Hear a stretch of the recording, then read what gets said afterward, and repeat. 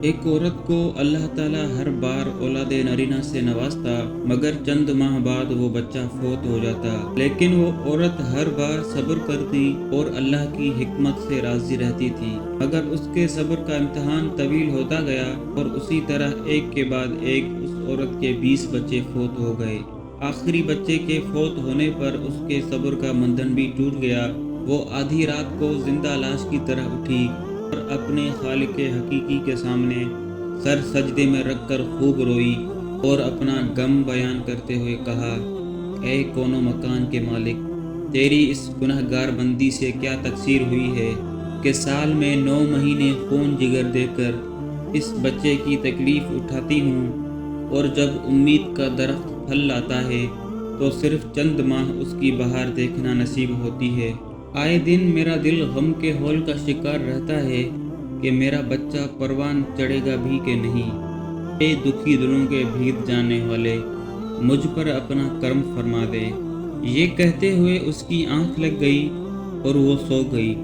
اس نے ایک خواب دیکھا جس میں ایک وہ بہت ہی خوبصورت باغ میں سفر کر رہی ہے، اور سفر کرتے کرتے اس نے سونے اور چاندی کی اینٹوں سے بنا ایک محل دیکھا جس کے اوپر اس عورت کا نام لکھا ہوا تھا۔ باغات اور تجلیات دیکھ کر وہ خوشی سے جھوم اٹھی۔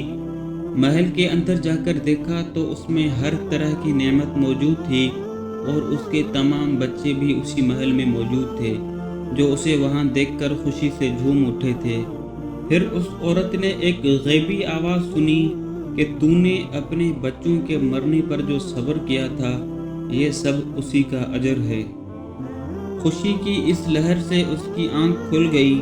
جب وہ خواب سے بیدار ہوئی تو اس کا سارا ملال بھی جاتا رہا، اور اس نے بھیگی آنکھوں سے عرض کیا، یا الہی، اب اگر تم اس سے بھی زیادہ میرا خون بہا دے تو میں راضی ہوں۔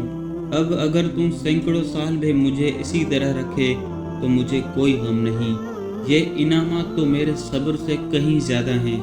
تو پیارے ناظرین، اس کہانی سے ہمیں یہ سبق ملتا ہے کہ انسان کو ہر حال میں صبر کا دامن تھامے رکھنا چاہیے، کیونکہ یہی چیز انسان کو اللہ کے قریب کرتی ہے۔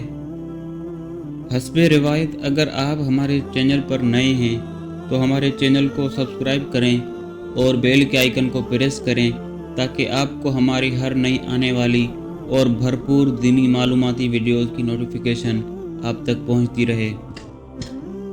آپ سے ملیں گے پھر ایک اور نئی ویڈیو میں۔ دعاؤں میں یاد رکھیے گا۔ تب تک اللہ حافظ۔